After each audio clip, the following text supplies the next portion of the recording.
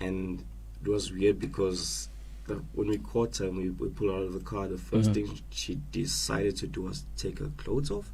What? And we're like, but she was claiming that she's innocent. But Yeah. like, okay, Why are you taking your clothes off your though? clothes off? Because during the festive season, hey, a lot of things happen, and a lot of people lose their lives. We become reckless, and we just.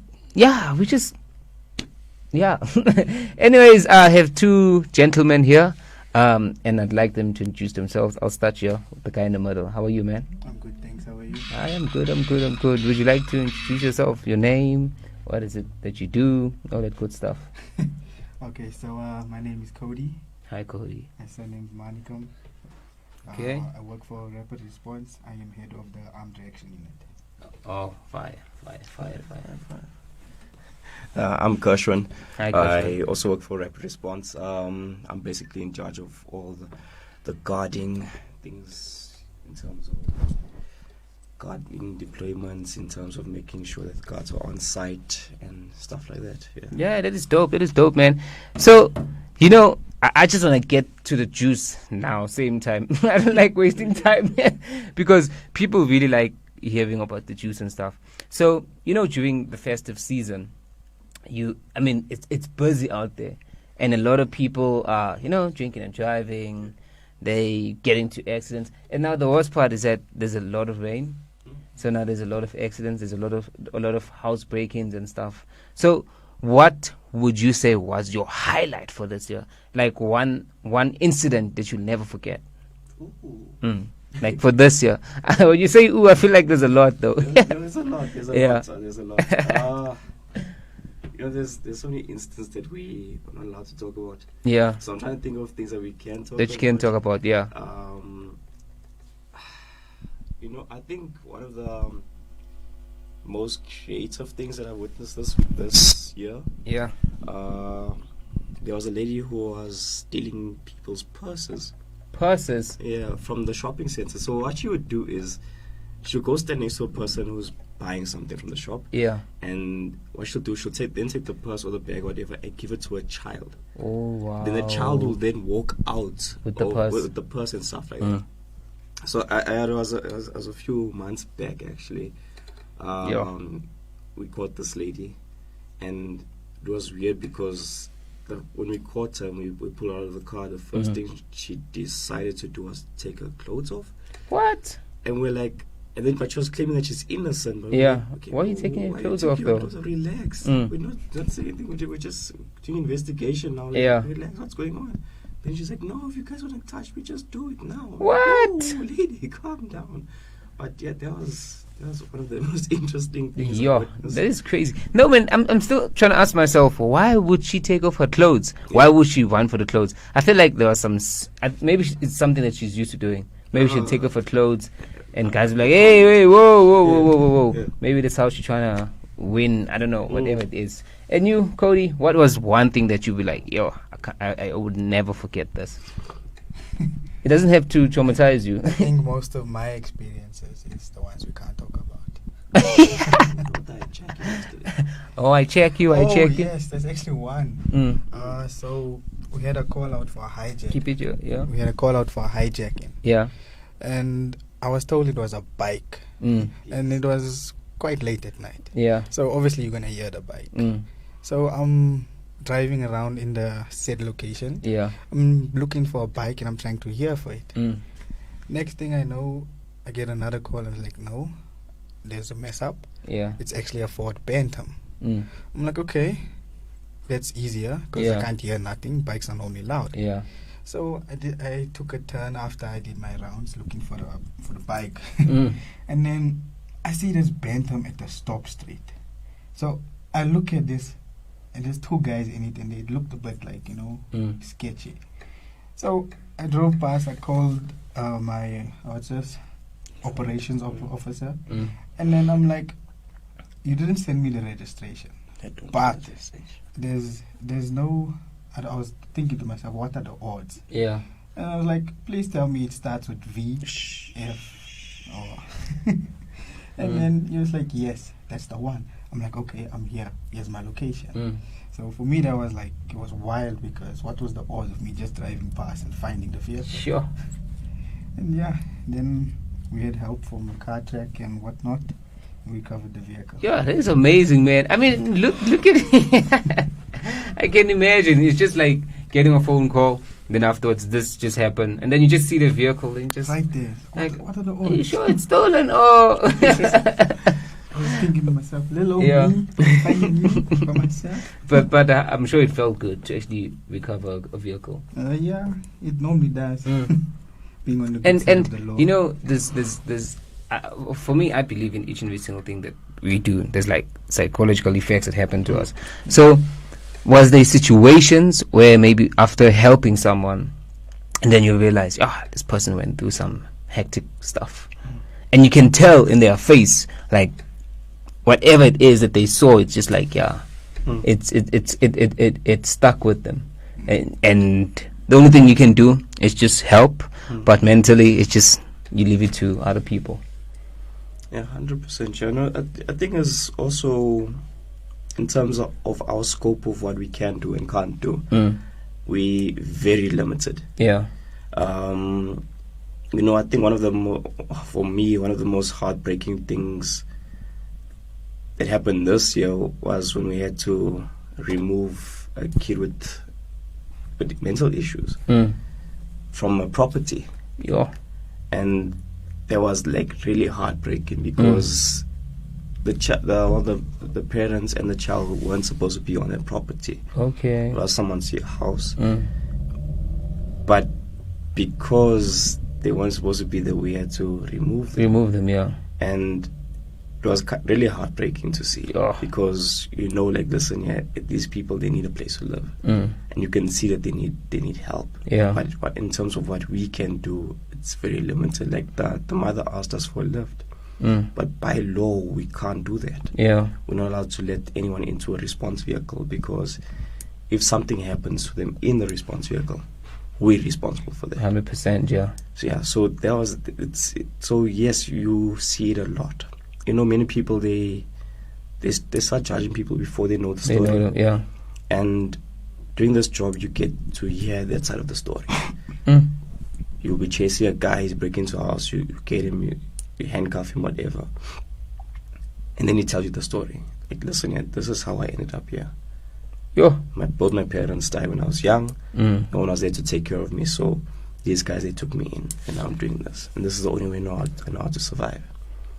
Some guys say that they tried doing jobs and stuff like that, but it never ever worked out for them for whatever reason. So they decided, you know what, since it didn't work out, I can just stick to this for now. Crime, yeah. So but you'll see many of the stories, like they are heartbreaking, but at the end of the day, listen, we're all responsible for our choices. 100%. Yes, So, I agree. yeah. It's crazy, man. I'm not gonna lie. When it comes to such, I don't think I'd be fit for such. I know I'd be like, I don't know what to do now. Please, guys, take over. But yeah, no, it's kind of touching, man. Actually, the fact that you're helping people each and every single day, and it's so crazy that each and every single day you'd actually face a different story. And it can't be the same thing over and over. But certain situations, you're like, nah, I know how to handle it. For example, I'm sure now you can tell when a person is lying. Yeah. Because there's so many people that you encountered and they've tried to lie in your face. And now you're just like, another one. And you'll have like those, those funny situations where you're like, why would this person do this? For example, let's say maybe a guy was trying to jump in a certain yard. And maybe he gets stuck on a gate or something. Now you find him there. They're like, my guy, what are you thinking? You can't fit in this hole. Yes, there was, I don't know, it was like criminals that go to school to learn the stuff or what, but there's like a unwritten rule amongst criminals. Yeah. That listen, if you're going to do crime, you don't do it in your area. Yeah. So this one lady was on drugs. I don't know if she still is, but yeah. She decided to go and rob her neighbors. What? Yeah. We caught them. We're like, wait, but I know you live next door, don't you? She's like, yeah. It's like, why would you do that? So she got her and her two friends to go and break into the neighbor's yard. Yeah. And try to get into the house. And while they were busy trying to get into the house, they all caught them. And and they called us and stuff like to help them. I'm sure the neighbor was disappointed. Like, neighbor, what are you doing? Not sugar from you yesterday, man. Yeah. But yeah, I mean, I feel like the more these things happen, the more what you call alert you become, and you realize that, hey, yeah, the world we live in is very busy. Yeah. You don't know what people's intentions are. For example, a person might just be walking, and you never know what they're carrying. Yeah. You know.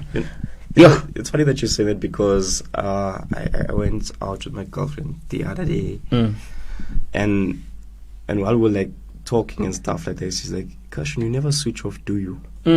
I was like, what do you mean? It's like, no, you're always analyzing people. Like, always. It's like, yeah, I know that as a boyfriend, I'm supposed to be in this moment with you, but you can't switch off because the moment you switch off, things can go wrong in a second. Things can happen. So.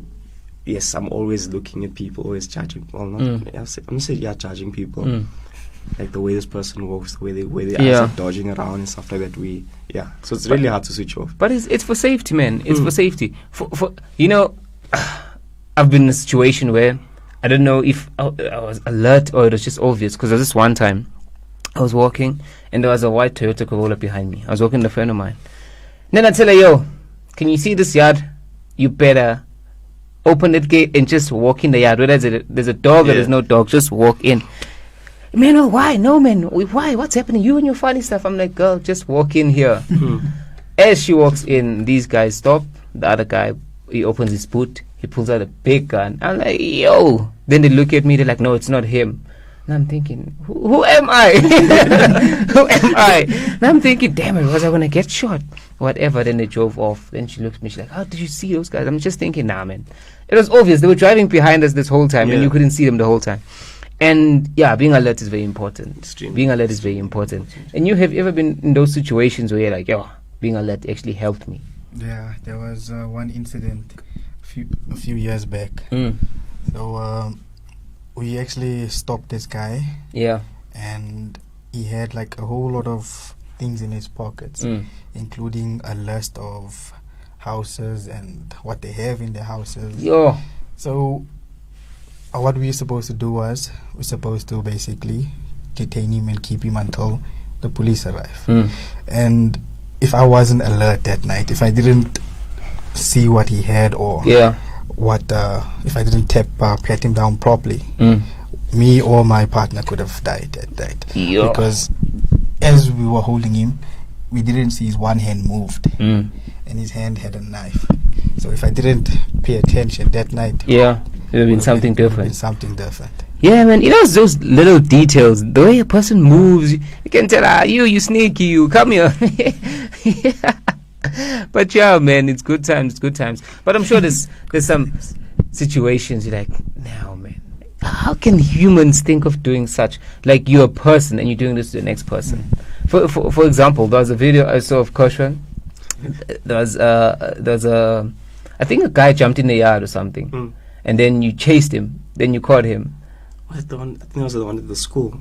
Was the school? Yeah, it was a school. Yeah, and at the back of my mind, I'm asking myself, I'm like, these guys are brave. Because the first thing I'll think about, I don't know what he has, and if I chase him down, what if I grab him and he just pops out something?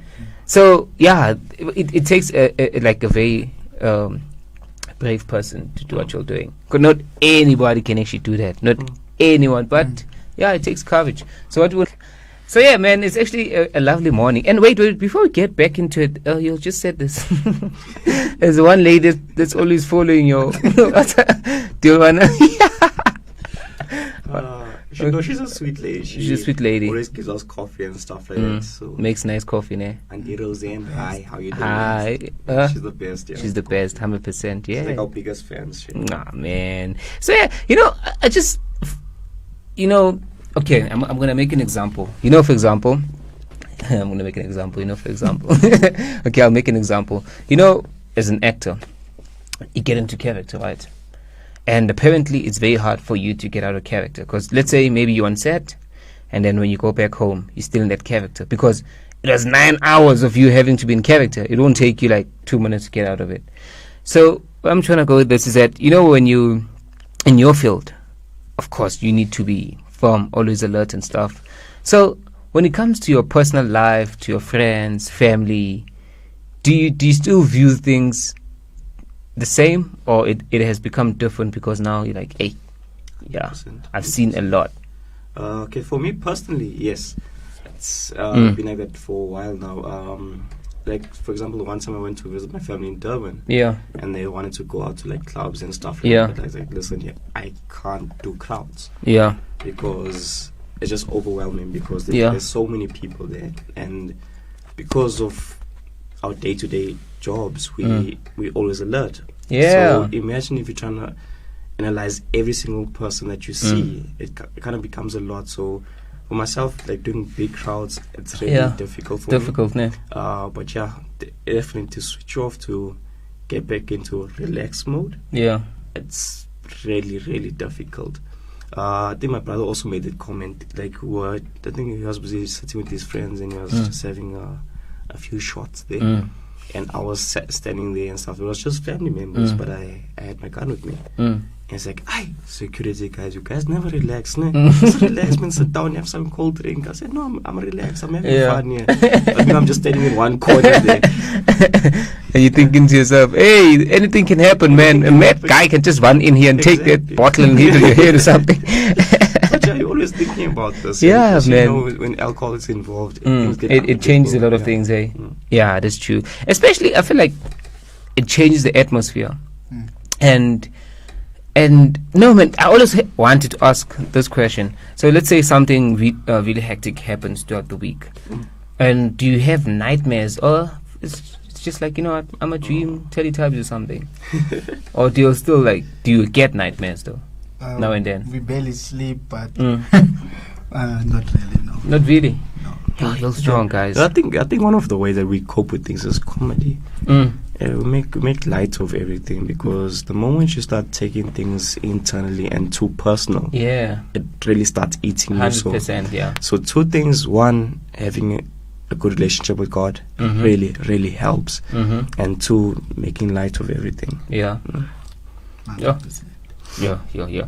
Because I'm not gonna lie, I don't think just anyone can do what you're doing. It takes a lot of courage. It takes. What does it take? Because you're the ones that are in this field. What does it take? Okay, let's say you're hiring now, and you're doing interviews. What type of qualities would you be looking for from someone? Okay. So I think one of the things would be, the thing is, you can't really measure courage. Yeah, 100%. Especially in the interview situation. But if a person is selfless, Yeah. because most of the time, the thing is, honestly, you don't get paid much to do this job. So many of the time, you're doing it out of love for Out of people. love. Yeah. So you have to have that. You have to be selfless. You have to be always thinking about others. Yeah. As much as we try to think about safety for ourselves, most of the time it's out of safety out of other people. So meaning, if we presented in a situation whereby it's you or this person, you'll do what you can to try save both of you. But if you can't, and the situation gets really bad, you'll do your best to try to save the other person. 100%. Yeah. So that's a very big quality. So, and then with that quality, everything else starts coming from there. So meaning, you become brave, you become humble. Yeah. You have to have a degree of intelligence to judge situations. Yeah. Because no matter how many books you read on situational awareness and stuff like that, being on the field is different. Very different. So having a cool head is extremely important. So yeah, I think that's basically the main things, but also not being overexcitable, Yeah. because I think having a level head, that's what we call it. Having a level head at all times is a really important quality in terms of safety. Yeah. Because if you're gonna jump to conclusions too quick, things can hurt go someone, bad. Or you can get into big trouble. Because there's many times where we were involved in things, or we saw someone else busy chasing someone. Yeah. So they waited for us for backup, and we went there only to find out that this situation is Totally different. domestic. Mm. We don't, and domestic things is meant for the family to deal with. Yeah. So now, if we decided, you know what, just going guns blazing, Yeah. it would have turned bad for us. Yeah. That's So true. having a level head to actually analyze every situation, like listen, under the heat of everything, the sirens are going, there's gunshots somewhere, and just to remain cool, it's I think And it's hurt still- nobody. Mm. Yeah, it's actually nice because I mean, there would be times where you'd like, for example, I'm glad you're like, you know what, nah, let's leave this, because sometimes we can misread situations, Yeah. and we think, oh, this is Yeah. what's happening, only to find out, hey, Mm. it's totally different. Mm. So have you ever came across any situation like that where you like misread the situation, and then when you realize like, oh, this is how it actually went down. Mm. Mm. There's been a few situations. Anything on your side? I don't know if we'll have to talk about the one about last night. I'm not sure. Hey, these last night situations, man. I'm not sure we'll have to talk about that. Okay, I maybe we talk about it, but try be anonymous about it. Okay. So last night we got a call saying that there's a house on fire. What? Yeah. So the thing is, so they told us as first responders to go and check it out. Mm. Now, the reason why we go there first to check it out is so that we don't waste state resources. Yeah. So meaning people will be panicking and calling the fire department Mm. or calling ambulances to get there. And then it's not needed because those services might be needed for serious life threatening. So 100%. they sent us first there. Now, coming down the road, you could see there's a lot of smoke coming from the one house. Mm. Maybe the house is on fire. But when you take the corner, it's just a big fire in the front yard. They were busy burning things. So if I radioed in and say, hey, the house is on fire from where I was standing in the first place, would have been a different it would have been situation. different. The fire department would have come, the ambulance would have come, SAPS would have come for nothing. I think it comes to the point of not having to rush off, not having to misjudge a situation quickly. Like, oh, this is what's happening. Oh, panic. That's why you need people that don't panic. I mean, someone like me will see smoke, I'm like, there's fire. So if you will call me like, no, let's go closer and see what's actually happening. But yeah, I mean, it's actually nice that you evaluate situations. Like, I don't know, like it's crazy. It's crazy. I feel like Cody has a story to tell. He's just like, nah, not you. No, let me think of this story. You, Cody, is it that one story that you'd be like, yo, yeah, this really touched me, or we can say, oh, it made you laugh, it made your day, because it's not always about. Because there's some situations you'd really laugh at, man. You'd be like, nah, this guy was really dumb for doing such. Or maybe he hid a knife somewhere, and the whole time you're looking at him, you're like, no, I know you have the knife, just give me the knife. Not that I can think of right now. But yeah. Okay, one thing I'm really scared of is confrontation. So confronting people, I don't know, it's just a thing. So I'm sure there's situations where you really have to confront someone and be like, yo, we came here because you did this and this and this, and the person wants their stuff back, or some. Have you ever been in a situation where you really have to confront people? Well, look, in terms with us, depending on the situation, if there is people involved and stuff like that, one of the things that we try to do first is de-escalating. Okay. Always. Regardless of what the situation is, we always have to try de-escalate. One, mainly is for legal reasons, but also is to get the full story. Like you said, not jumping to conclusions, same thing. So there's many situations whereby when you get on scene, the people are irate and be fighting or whatever, but we have to come in and say, relax, type of thing, and let's get the full story and then take it from there. But you do get many people who, I don't know, they just feel entitled. And the funny thing is, it's never the criminals. It's always the other guys who feel entitled, or they feel like they have good jobs, so they have rights to certain things. It's always those people who have attitude. So like they ever feel like they need to have a right to do whatever, to speak to whoever they want to and stuff like that. So For those guys, yes, Mm. we do get a bit aggro with them Yeah. because we're trying to sort out the situation, but then now we get these guys and they want to busy swearing us, busy swearing them, busy swearing who. Now it's just words being thrown around. Because must remember something. Many of us we are trained. Yeah, we yeah, can yeah. hurt you in many ways. In many ways, yeah. But we're trying our best to hold ourselves back. But now you're gonna see you get these people who keep on pushing those buttons, keep on pushing those buttons. Yeah. But even then, it's tough because like you still have to hold yourself back to say, hey, Yeah. you hit this guy, And- there'll be issues. You know, in each and everything that you do, you're either gonna be the good guy or the bad guy. 100%. Have you ever had a situation where you were the bad guy and they're like, yo, you're like, wait, I'm here to help. But now you're here to help, but instead of people appreciating you, they're now painting you as this bad guy. No, Yeah. you did this. If you didn't do this, this would have happened. Yes, Mm. yes. Actually, there's so what we do many of the times is we help the community out for free. Yeah. Many of the times, and there was a situation that one of the situations we're not to talk about. But after that, this lady, she then went on social media and then was busy bad mouthing us and saying, "Oh, we should have done this, or why don't you do this, and why don't you do that type of thing." And then we replied to him and said, "Listen, yeah, you don't know what we go through. You don't know what the situation was. And secondly, you don't pay us. Yeah. So we really didn't have to be there. But because people asked for help, that's why we came. And now they're expecting more free stuff. What? Mm. But and they don't even appreciate the little stuff that you'll do. Not even little, the stuff that you'll do. Yeah. Because when you put little, it's like it's nothing. And you know, I want juice now. So here's my next question. Have you ever been caught up in a gunfight and you're like, yo, yeah, now it's going down? Or you're heading to a situation and you can hear like gunshots and you're like, yo, yeah, bullets are flying there. We're not allowed to talk about those. Oh, okay.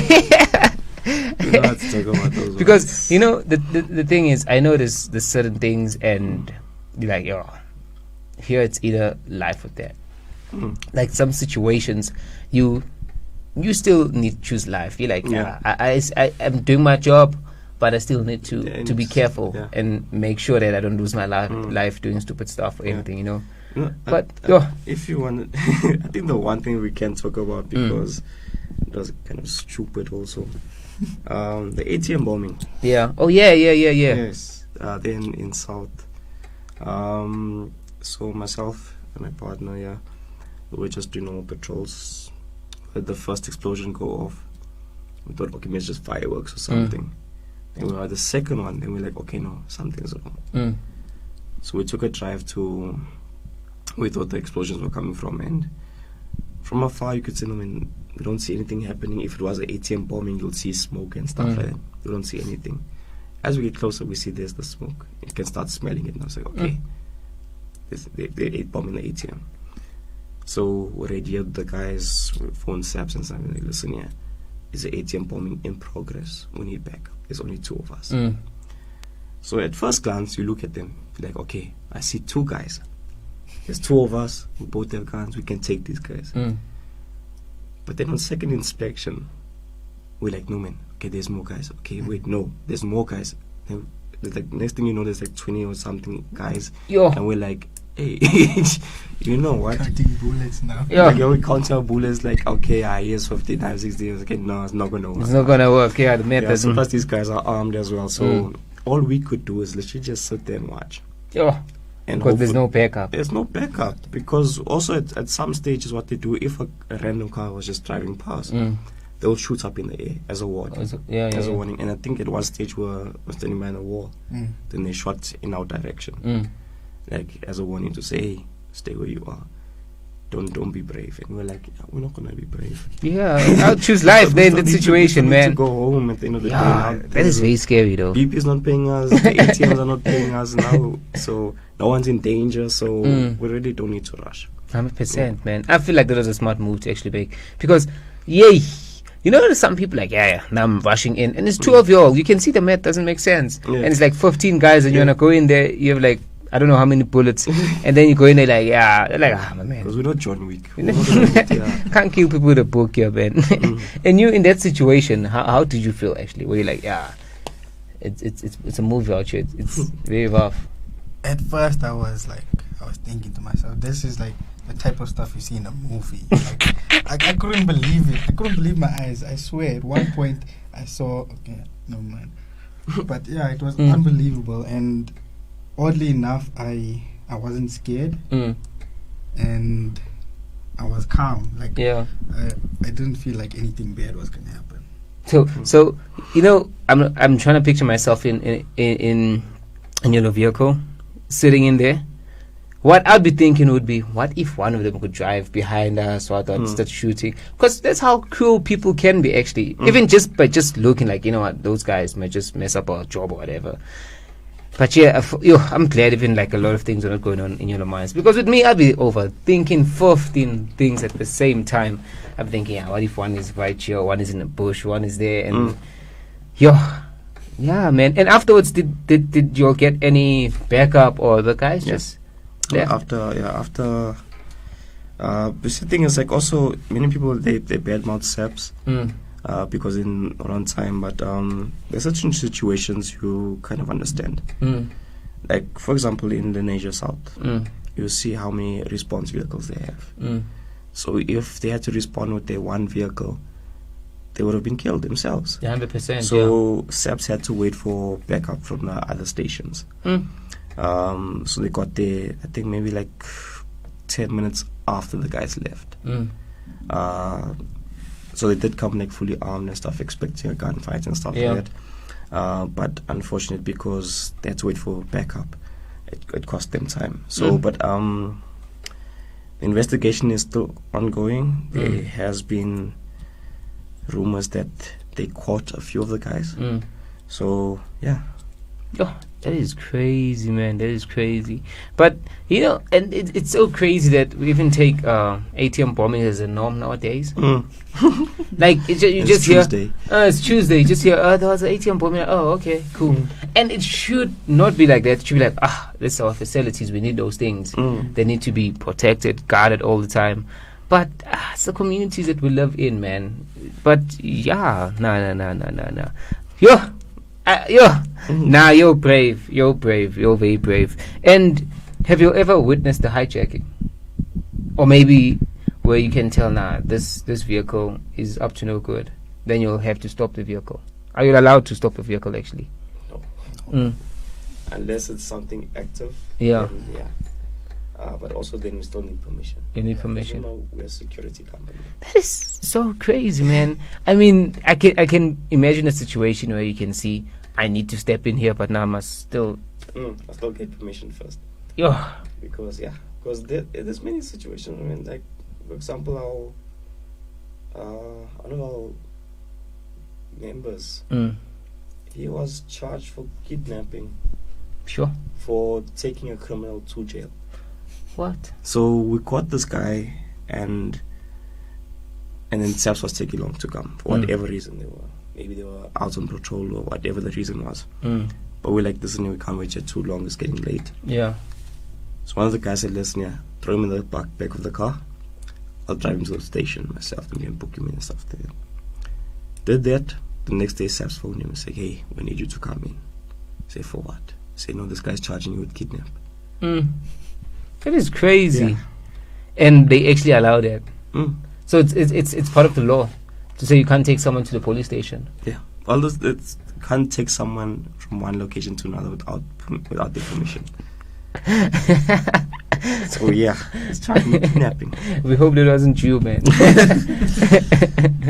So yeah, man, is there anything that you would like to say before we close the show? Maybe for people to be alert, what they should look out for, and how can you actually stay safe during this festive season?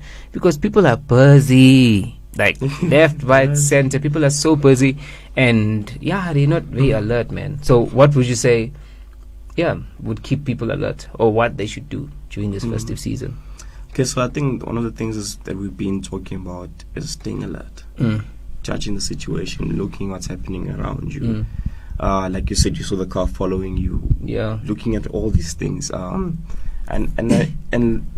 remember, if you're not trained, don't try be a hero.